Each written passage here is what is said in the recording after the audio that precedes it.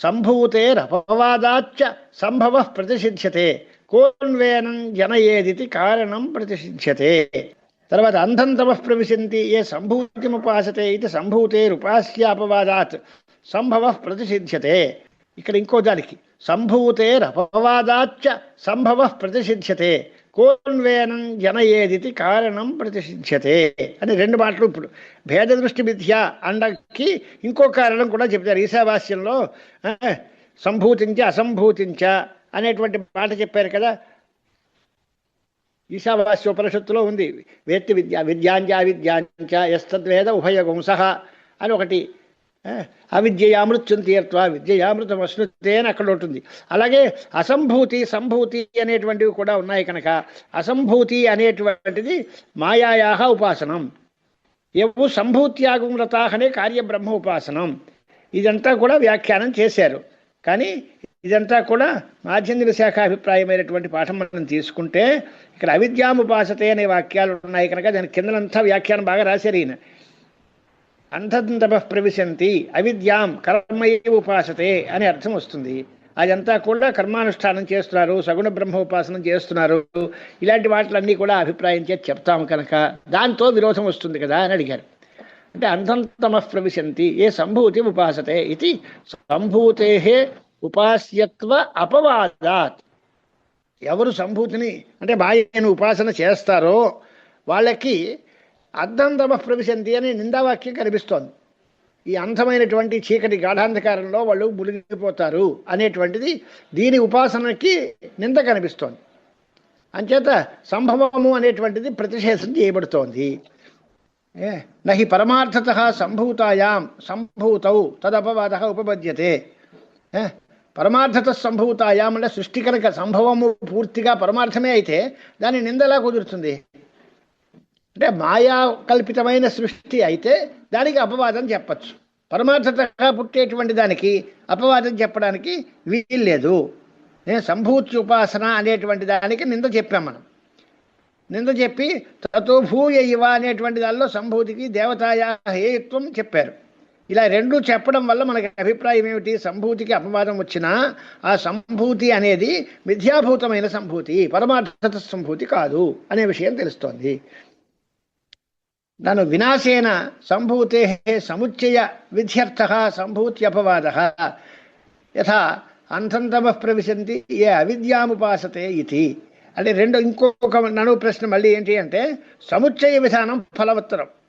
ఎలాగ ఉదాహరణ సంభూతి నింద చెప్పారు.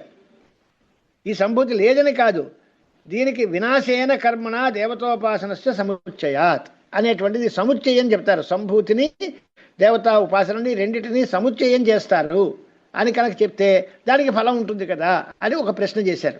నన్ను వినాశేన సంభూతే సముచ్చయ విధ్యర్థ సంభూత్యపవాద యథా ఉదాహరణ అంధంతమ ప్రవిశంతి ఏ అవిద్యాముపాసతే ఇది. అంటే అలా చెబితే అవిద్య అంటే కర్మార్థం. అలా చెప్తే పశ్చిమే మంచిదే, బాగానే ఉంది. కానీ సంభూతి అపవాద శబ్దం కాకుండా సంభూతి సముచ్చయం అనాలి. సంభూతి సముచ్చయము అనేటువంటిది అవిద్యావస్థలోనే ఫలం తప్ప విద్యావస్థలో ఫలం కాదు.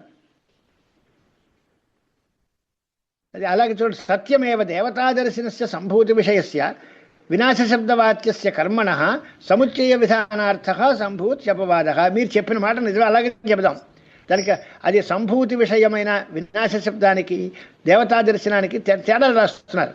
అంటే సత్యమేవ దేవతాదర్శనస్య సంభూతి విషయస్య అది ఒక మాట.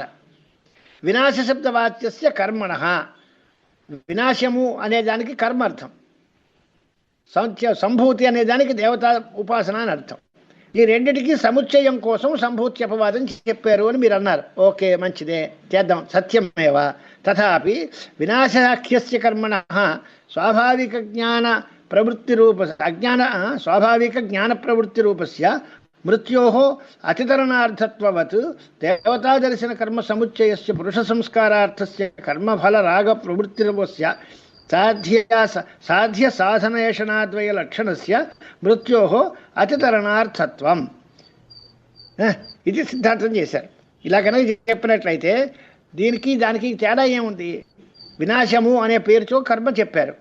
అది స్వాభావికమైనటువంటి అజ్ఞానం అలాగే అదే ఉండాలి, అదే ఉండాలి. అజ్ఞానం అలాగే ఉండాలి. అంటే అజ్ఞానము చేతనే కర్మ ప్రవృత్తి కలుగుతుంది కదా. పాఠంలో అలా ఉంది. కానీ కర్మాచరణము అనేటువంటిది జ్ఞానం కలిగిన తర్వాత అతను ద్వైతమంతా నిషేధింపబడిపోతే కర్మకి అవకాశమే లేదు. అంచేత స్వాభావికమైన అజ్ఞాన ప్రవృత్తి రూపమైనటువంటి కర్మకాండ. అలాగే దానికి మృత్యోస్త మృత్యుమాప్నోతి అని దాన్ని దాటడం కోసమనే మీరు చెప్పారు కదా. అలాగే దేవతా దర్శనమైనటువంటి దానికి కర్మకి సముచ్చయం చెప్పారంటే అది పురుషుడి యొక్క సంస్కారం కోసం వచ్చింది కనుక కర్మ ఫల రాగ ప్రవృత్తి రూపం. కర్మలకి ఆ ఫలమందు ఉండేటువంటి కర్మఫలాల మీద ఉండే మమకారం, కర్మఫలాల మీద ఉండేటువంటి ఆసక్తి, దానివల్ల ఇది జరుగుతోంది కనుక ఇదంతా కూడా సాధ్యము సాధనము అనేటువంటి ఏషణాద్వయం. సాధ్యము ఎందు కోరిక, సాధనమందు కోరిక, ఈ రకమైనటువంటిది మృత్యువు కనుక ఈ మృత్యువుని దాటడం కోసం మనం వేదాంతం చేయాలి, అది అద్వైత సిద్ధాంతం చెప్పుకోవాలి. ఏవం హి ఏషణాద్వయ రూపాత్ మృత్యోః అశుద్ధేః విముక్తః పురుషః సంస్కృతః స్యాత్ అతః మృత్యోర్ అతితరణార్థ, అంటే మృత్యువుని దాటడం కోసం ఈ పని చేస్తున్నాము అనేటువంటి మాట. దేవతాదర్శ కర్మ సముచ్చయ లక్షణమైనటువంటి అవిద్య ఈ మృత్యువుని దాటడం కోసమే మనకు ఉపయోగపడుతుంది. ఏషణాద్వయ రూపమైన మృత్యువు, సాధ్య సాధన లక్షణమైన రెండు కోరికలు, సాధ్యమందు కోరిక, సాధనమందు కోరిక, ఈ రెండు కోరికల రూపంలో ఉండేటువంటి మృత్యువుని దాటడం కోసం ఈ ఏషణాద్వయ రూపమైన మృత్యువుని అతిక్రమించి శుద్ధమైనటువంటి పురుషుడు సంస్కరింపబడిన వాడవుతాడు. అలాంటి కోసమనే దేవతాదర్శన కర్మ సముచ్చయ లక్షణా హి అవిద్య. ఏవమేవ ఏషణాలక్షణా విద్యాయాః మృత్యోః అతితీర్ణస్య విరక్తస్య ఉపనిషత్ శాస్త్రార్థ ఆలోచన పరస్య నాంతరీయకీ పరమాత్మైకత్వ విద్యోత్పత్తిరితి పూర్వభావినీం అవిద్యామపేక్ష్య పశ్చాద్భావినీ బ్రహ్మ విద్యా అమృతత్వ సాధన ఏకేన పురుషేణ సంబంధయమాన అవిద్యయా సముచ్చీయతే ఇత్యుచ్యతే అన్నమాట. ఈ మాటకి అర్థం ఏంటి ఇప్పుడు అనంటే, మొదట్లో ఏషణాద్వయ లక్షణమైన అవిద్య, ఆ మొదటిలో దానిలో మృత్యువు అదే, దానిలో ఉండేవాడు దానిలోంచి తీర్ణుడయ్యాడు, దానిలోంచి దాటిపడ్డాడు, అప్పుడు విరక్తుడయ్యాడు. విరక్తుడైనటువంటి వీడు ఉపనిషత్ శాస్త్రార్థాన్ని బాగా ఆలోచించాడు, వేదాంతముల యొక్క ఉపనిషత్తుల యొక్క అర్థాలని పరిశీలించాడు. అలాంటి వాడికి నాంతరీయకి పరమాత్మైకత్వ విద్యోత్పత్తికి, అలాంటి వాడికి ఖచ్చితంగా పరమాత్మ ఒకటే అనే ఏకత్వ జ్ఞానం పుట్టి తీరుతుంది. అంతకుముందు స్వాభావికమైనటువంటి భేదం ఉంది, అవిద్యాలక్షణమైనటువంటిది ఉంది, కర్మ ప్రవృత్తులన్నీ ఉన్నాయి, అవన్నీ బాగానే ఉన్నాయి. అప్పుడు ఏషణాద్వయము ఉంది, అవిద్య ఉంది. దానిలోంచి బయటపడి విరక్తుడై ఉపనిషత్తుల యొక్క అర్థాలని బాగా ఆలోచించినటువంటి వాడికి పరమాత్మ ఐక్యత్వ ప్రతీతే కలుగుతుంది. అవన్నీ విద్య పుడుతుంది. విద్య పుడితే ఈ విద్యకి దాంతో సముచ్చయం ఎలాగండి అంటాడు. అని అంటే అప్పుడు దాని రాష్ట్ర పూర్వభావినీం అవిద్యాం అపేక్ష, ముందుండ అవిద్య ఇప్పుడు పశ్చాద్భావిని బ్రహ్మ విద్య. ఇది ఎలాంటిది? తర్వాత పుట్టిన బ్రహ్మ విద్య. ఇది అమృతత్వ సాధన, అమృతత్వాన్ని సాధించి పెట్టేటువంటి బ్రహ్మ విద్య. ఈ రెండు ఒకే పురుషుడికి సంబంధించినవి. అంటే అంతకుముందు వాడు అవిద్యలో ఉన్నాడు, ఇప్పుడు వాడు విద్యను పొందాడు కనుక ఈ రెండింటికి సముచ్చయము అంటే ఒకే పురుషుడు ఎందున్నాయి అది సముచ్చయం. అది పూర్వభావి అవిద్య, పశ్చాద్భావి విద్య.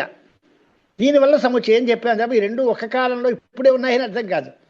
అవిద్య ఉన్న కాలంలో విద్య రాదు, విద్య ఉన్న కాలంలో అవిద్య ఉండదు.